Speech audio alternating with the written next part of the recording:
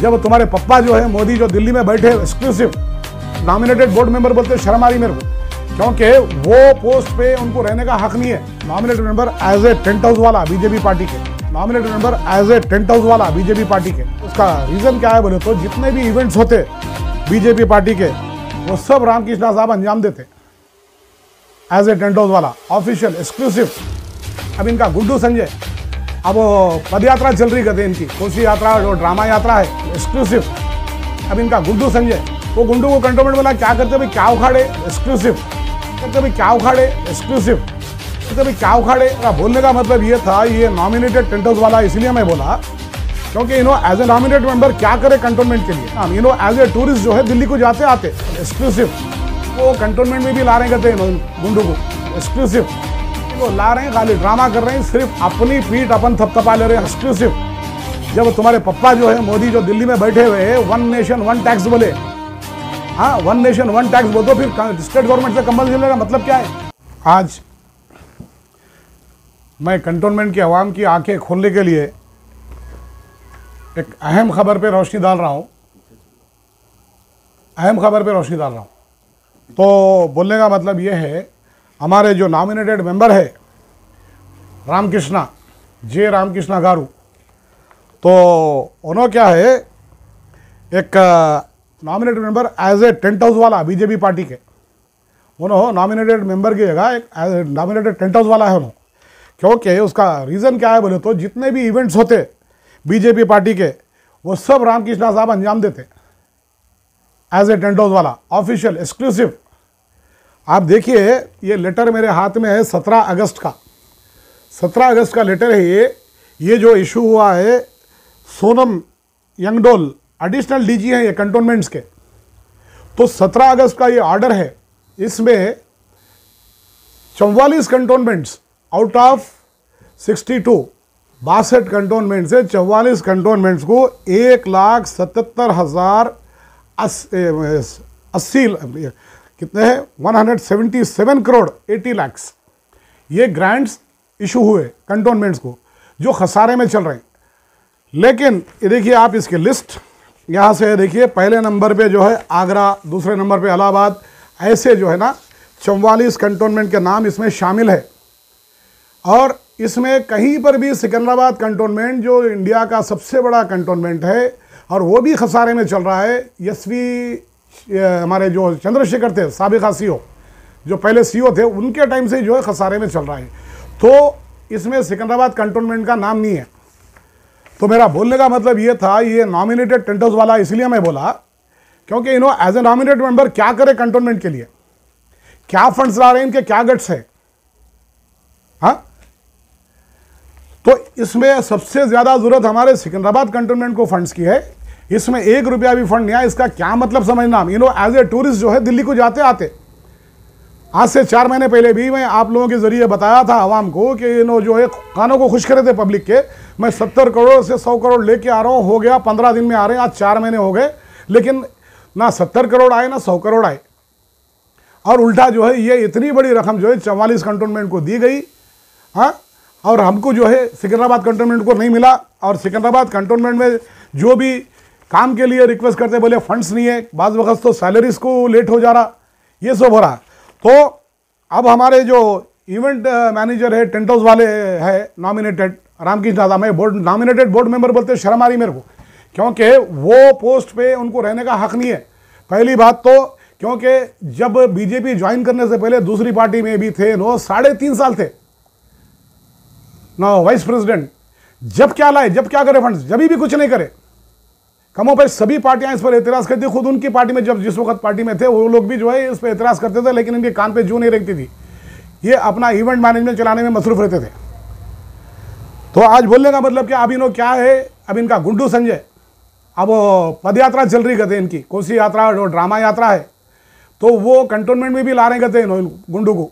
वो गुंडू को कंटोनमेंट वाला क्या करते भाई, क्या उखाड़े, क्या तुम यहाँ पे ये करे बोल के क्या बताते उसको, क्या डेवलपमेंट हुआ, वही नालियाँ, वही मोरियाँ, वही सड़कों का हाल, हाँ, वही पानी की तकलीफ। बाज़ महलों में, बाज़ वार्ड में 5-5 दिन में एक बार पानी आ रहा, आप इसका कोई आके पब्लिक से बात कर रहे हैं, पूछ रहे, हाँ। तो बोलने का मतलब ये है, इन लोग ला रहे हैं, खाली ड्रामा कर रहे हैं, सिर्फ अपनी पीठ अपन थपथपा ले रहे हैं, हम ये कर देंगे, वो करेंगे, ये करेंगे, ऐसा कुछ भी नहीं है, ये सब बेकार बात है। और उल्टा जो है, अभी रिसेंटली एक स्पेशल मीटिंग हुई, बोर्ड मीटिंग, उसमें टोल टैक्स के ऊपर बात हुई। टोल टैक्स 1 नवंबर से वो भी ख़त्म हो जाएगा। और उल्टा इनो जो है अब स्टेट गवर्नमेंट से बोल रहे हैं कि तुम इसमें जो है कंपनसेशन देना, वो देना, लॉस है। अरे बाबा, तुम किधर है, क्या पढ़े लिखे, क्या दिमाग है तुम्हारा? जब तुम्हारे पप्पा जो है मोदी, जो दिल्ली में बैठे हुए हैं, 1 नेशन 1 टैक्स बोले, हाँ 1 नेशन 1 टैक्स बोल दो, फिर स्टेट गवर्नमेंट से कंपनसेशन लेना मतलब क्या है? हाँ, क्योंकि तुमको आदत हो गई, तुम्हारा नुकसान हो रहा है इसमें।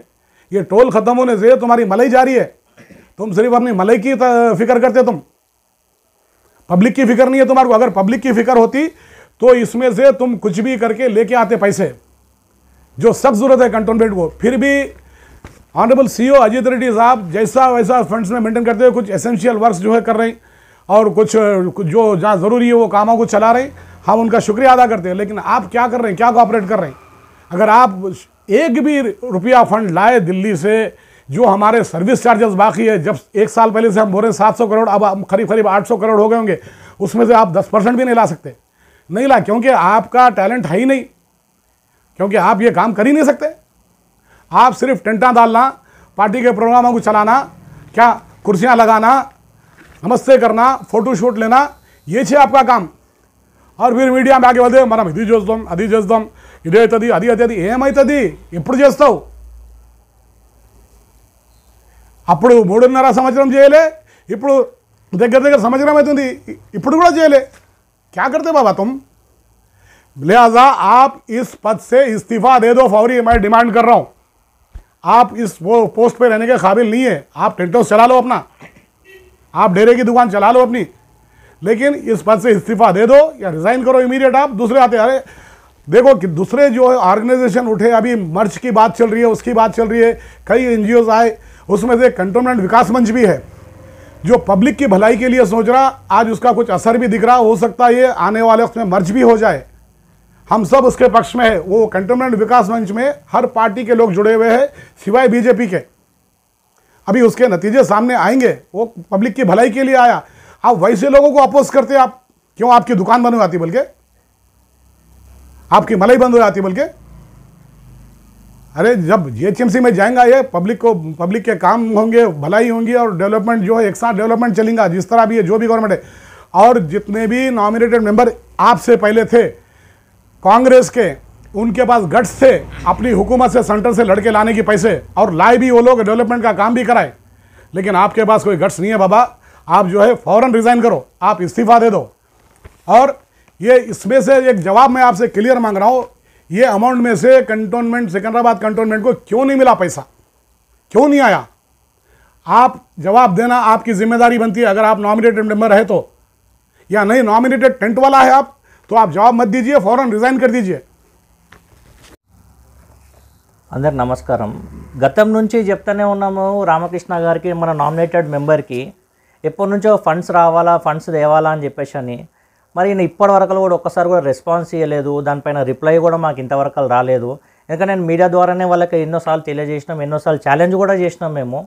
సెంట్రల్ గవర్నమెంట్ నుంచి మాకు 800 crores వరకు రావాలా, అట్లీస్ట్ ఒక 50% అన్నా తీసుకొస్తాడేమో అని చెప్పి లాస్ట్ టైం కూడా మేము మొన్న కూడా నేను చెప్పిన, ఆయన మళ్ళీ పదవి మళ్ళీ ఏమంటే ఎక్స్టెండ్ చేసుకున్నప్పుడు కూడా, కానీ దానిపైన కూడా ఆయన రిప్లై మాత్రం ఇవ్వలేదు। మరి ఎంతసేపు చూడు ఆయన పదవి కోసం ఆలోచన చేస్తాడు, ఇప్పుడు అన్న కదా చెప్పినట్టు టెంట్లు వేసుడు, కుర్చీలు వేసుకుడు, దీనికే సరిపోతున్నాడు తప్ప కంటోన్మెంట్ కోసం మరి ఏం చేస్తున్నాను ఈ రోజున ప్రశ్నిస్తున్నా। ఆయనకి ఈసారి అయితే ఖచ్చితంగా ప్రజలకైనా సమాధానం చెప్పాల్సి, మాకు చెప్పకపోని కానీ ప్రజలకైతే ఆయన సమాధానం చెప్పాల్సిన అవసరం ఉంది। ఎందుకంటే ఇది అఫీషియల్గా వచ్చిన లెటర్, ఇది మన కంటోన్మెంట్ కాదు, ఓవరాల్గా 62 కంటోన్మెంట్స్లో 44 కంటోన్మెంట్స్కి సెంట్రల్ గవర్నమెంట్ ఇక్కడ నుంచి మనకు డబ్బులు అనేది విడుదల చేసింది। ఎంత? 177 crores 80 lakhs, 177 కోట్ల 80 లక్షలు 44 కంటోన్మెంట్స్కి వచ్చింది। ఇక్కడ చూసుకుంటే మీరు లిస్ట్ కూడా చూడొచ్చు, ఇక్కడ ఇది ఎన్ని కంటోన్మెంట్స్కి ఎంత అమౌంట్ అనేది శాంక్షన్ అయిందని చెప్పేసి అని। మరి ఇందులో మన సికింద్రాబాద్ కంటోన్మెంట్ పేరు ఎందుకు లేదు? ఈయన నామినేటెడ్ పోస్ట్ కోసం అయితే ఢిల్లీకి పోయి అన్నీ చేసుకొని వస్తాడు। గతంలో కూడా చెప్పినాం, ఢిల్లీకి మేము కూడా వస్తాం నీతో పాటు, అక్కడ పోయి ధర్నా చౌక్లో కూర్చొని కూడా కొట్లాడదామని చెప్పేసి అని కూడా చెప్పినాము। మీకు మేము సహకరిస్తామని చెప్పినాం కదా, మాకు ఫండ్ కంటోన్మెంట్ తీసుకురా, కంటోన్మెంట్ అభివృద్ధి చేయమని చెప్పేసి అని. మరి ఇప్పటిదాకా కూడా నువ్వు దానిపైన రెస్పాన్స్ కాలేదు. దీంట్లో కూడా ఒక పైసా కూడా తీసుకురాలి నువ్వు సెంట్రల్ గవర్నమెంట్ నుంచి. మరి దీనికి ఏం సమాధానం చెప్తావు? మళ్ళీ నువ్వు మొన్న కూడా న్యూస్లో చూసుకుంటే మొన్న కూడా ఒక మాట చెప్పినావు, ఇది స్టేట్ గవర్నమెంట్ నుంచి మాకు 100 కోట్లు రావాలా, దీన్ని జిహెచ్ఎంసీలో మేము మర్జ్ చేయము, వాళ్ళకే తక్లీఫ్ అవుతుందని చెప్పేసి అని చెప్తున్నావు. మరి కంటోన్మెంట్ల పరిస్థితి మంచిగా ఉందా? కంటోన్మెంట్లో వాళ్ళకు ఆఫీసర్స్కి నువ్వు జీతాలు ఇస్తున్నావా? మన CEO గారు వాళ్ళు ఏం చేస్తున్నారో, వాళ్ళు ఎట్లకైనా ఫండ్స్ తీసుకొస్తున్నారో, వాళ్ళు శాలరీస్ మెయింటైన్ చేస్తున్నారు, కంటోన్మెంట్లో చిన్న చిన్న పనులు అవన్నీ వాళ్ళు ఎక్కడ కూడా తక్లీఫ్ కాకుండా వాళ్ళు చేస్తున్నారు. నువ్వేం చేస్తున్నావు మరి? వచ్చి మాకు స్టేట్ గవర్నమెంట్ నుంచి 100 కోట్లు రావాలా, ఆ పైసలే రాలేదు, మేము స్టేట్ జిహెచ్ఎంసీలో ఎట్లా మరి చేయాలని అడుగుతున్నావు. మరి ఇప్పుడు నువ్వు సెంట్రల్ గవర్నమెంట్ ఎట్లా చేస్తావు? మరి ఇప్పుడు సెంట్రల్ గవర్నమెంట్కి 800 కోట్లు రావాలా, మరి దానిపైన ఎందుకు ప్రశ్నిస్తావు? దానిపైన కూడా నువ్వు ప్రశ్నించు, దానిపైన కూడా నువ్వు మాట్లాడుతావు, మేము కూడా వస్తాం, నీతో సహకరిస్తాం. ఇప్పుడు వికాస్ మంచ్తో మేము ఎట్లా సహకరిస్తాం, జిహెచ్ఎంసీలో వినిలయం చేయాలని చెప్పేసి అని నీతో కూడా మేము సహకరిస్తాం, నీతో పాటు వస్తామని చెప్తున్నాం. కానీ నువ్వు ఇప్పటివరకు దానిపైన మాట్లాడతలేవు, స్పందిస్తలేవు. నువ్వు డెవలప్మెంట్, కంటోన్మెంట్ డెవలప్మెంట్ అవుతలేవు, నువ్వు డెవలప్మెంట్ అవుతున్నావు, నీతో ఉన్న వాళ్ళు డెవలప్మెంట్ అవుతారు తప్ప కంటోన్మెంట్లో ఎవరు డెవలప్మెంట్ అయ్యారు మాకు ఒక్కరు చూపి ఇక్కడ తీసుకొచ్చి. ఎక్కడెక్కడ 2 ఏళ్ళ నుంచి నీకు ఎన్నెన్నో వర్క్ ఆర్డర్స్ అన్న ఆపిన, అది నీ సెల్ఫిష్నెస్ కోసము, నీ ఈగో సాటిస్ఫై చేసుకోవడానికి నువ్వు ఆ పనులన్నీ ఆపుతున్నావు. నువ్వు అవన్నీ ఎప్పుడు విడుదల చేపిస్తావు, ఆ పనులన్నీ ఎప్పుడు చేపిస్తావు? ఇవన్నిటికీ నువ్వు ఎప్పుడు సమాధానం చెప్తావు? నువ్వు ఇంతగానం ఉంటావు, నువ్వు బహిర్గతంగా ఎక్కడన్నా తీసుకొచ్చి మీటింగ్ పెడితే అక్కడ మేము వచ్చి ఫేస్ టు ఫేస్ మాట్లాడతాం మీతోటి. అట్లనన్నా అరేంజ్ చెయ్యి. మీకు నువ్వు ఇట్లా చేయలేకపోతాను, డైరెక్ట్ ఫేస్ టు ఫేస్ మీకు కంటోన్మెంట్లో ఉన్న లీడర్స్ అందరూ తీసుకొచ్చి ఒక ప్రెస్ మీట్ పెట్టి అక్కడ మాట్లాడతాము. నువ్వు ఇవన్నీ మాట్లాడవు. ఇప్పుడు నువ్వు ఇంకా ఎప్పుడు స్పందిస్తావు? 3.5 సంవత్సరాలు వీపీగా ఎంజాయ్ చేసినావు, అంత అయిపోయింది. ఇప్పుడు సంవత్సరం అయిపోయింది, సంవత్సరంన్నర నువ్వు మళ్ళీ దీన్ని ఎంజాయ్ చేస్తున్నావు. మొత్తం 5 ఏళ్ళు చేసినావు. 5 ఏళ్ళలో నువ్వు చేసిన అభివృద్ధి ఏంది? నువ్వేమన్నా చేసినావా? పోవాలా, శిలాపలకాలు వేయాలో, కొబ్బరికాయలు కొట్టాలా, రావాలా, అంతే. అంతకుమించి నువ్వు చేసింది ఏమన్నా ఉందా అంటే ఏం లేదు. మేము ఇప్పటికి కూడా అడుగుతున్నాం, నువ్వు దీనిపైన స్పందించినావా? ఓకే, మాకు ఫండ్ కానీ నువ్వు తీసుకురాలేకపోతే మేము డిమాండ్ చేస్తున్నాం, నువ్వు రిజైన్ చేయి, నువ్వు మాకు అవసరం లేదు. నువ్వు లేకపోతే ఇంకా వేరే వాళ్ళు వస్తారు, మాకు మేము రావాలని ఏం లేదు. ఎవరు వచ్చినా కూడా మేము పని చేయించుకుంటాము. నిన్ను కూడా అట్లనే కొట్లాడమని అడుగుతున్నాము. మాకు ఆ రైట్స్ ఉన్నాయి, నేను కొట్లాడుతాం మేము. ఎందుకంటే నువ్వు నామినేటెడ్ మెంబర్, నీకేమన్నా నీకే చెప్తావు, నువ్వు చేయాలా. నువ్వు మాకు పైసలు ఎందుకు తీసుకొస్తావు? తీసుకురాని పక్షం రిజైన్ చేయి, అంతే. మా డిమాండ్ చేస్తున్నావు, నువ్వు రిజైన్ చేయి. నీకేం చేత కాకపోతే ఇంట్లో కూర్చొని మేము చేసుకుంటాం, ఎట్లన్నా చేస్తాం. ఆ ఢిల్లీలో పోయి కొట్లాడుకుంటాము, స్టేట్ గవర్నమెంట్ నుండి కొట్లాడుకుంటాం, మేము ఫండ్ తెచ్చుకొని కంటోన్మెంట్ అభివృద్ధి చేసుకుంటాం. ఇంతే తప్ప నువ్వు మాత్రం రిజైన్ చేయకుండా మేము ఇదే ఎట్లన్నా కొనసాగుతా అంటే మేము చూస్తూ ఊరుకోము. ఇవాళ మేము ఓన్లీ ఇక్కడనే నార్మల్గా మీడియా ద్వారా మీకు హెచ్చరిక చేస్తున్నాము. నెక్స్ట్ టైం కంటోన్మెంట్కి వచ్చి మీతో ధర్నా చేస్తాం, మీ ఇంటి కూడా వచ్చి కూడా ధర్నా చేయడానికి మేము సిద్ధంగా ఉన్నాం. అవసరమైతే ఢిల్లీకి పోయి మీ బీజేపీల దగ్గర కూడా ధర్నా చేస్తాం. ఇది మాత్రం మీరు దీన్ని తీవ్రంగా దీనిపైన స్పందించాలని కూడా మేము వ్యక్తం చేస్తున్నాం. నమస్కారం.